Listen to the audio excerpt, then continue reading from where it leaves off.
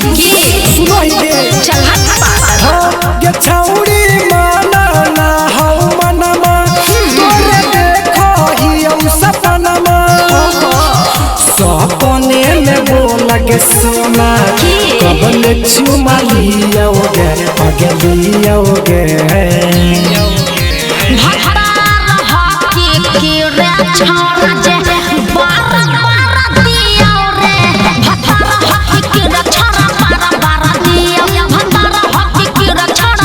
खाली भतरे के देखी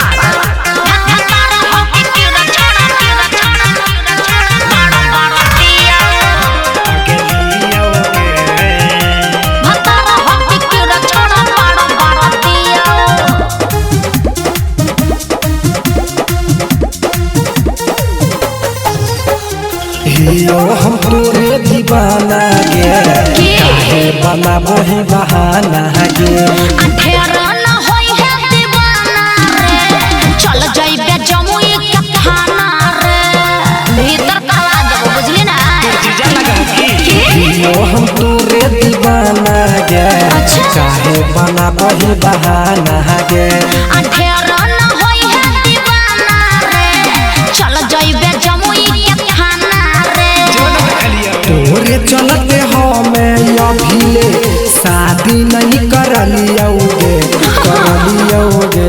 सुन ले भतार हकी रे छाड़ा जे बारा दिया रे भतार हकी रे छाड़ा बारा दिया भतार हकी रे छाड़ा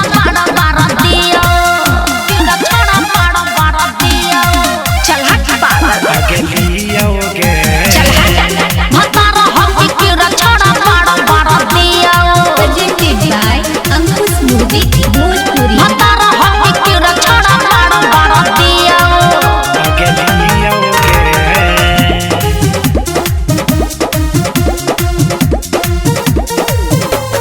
दीपक प्रिंसवा के बाटही हमरा के काहे लगाटही आइए सबन तू सुनाही रे दोसर के जाके पटाही रे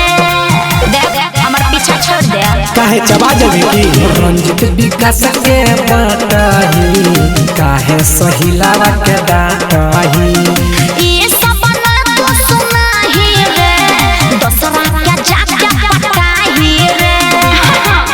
ई सब बात के टेंशन कितना हम लियोगे आगे लियोगे सुन ले भतार हकी रे छाड़ा जे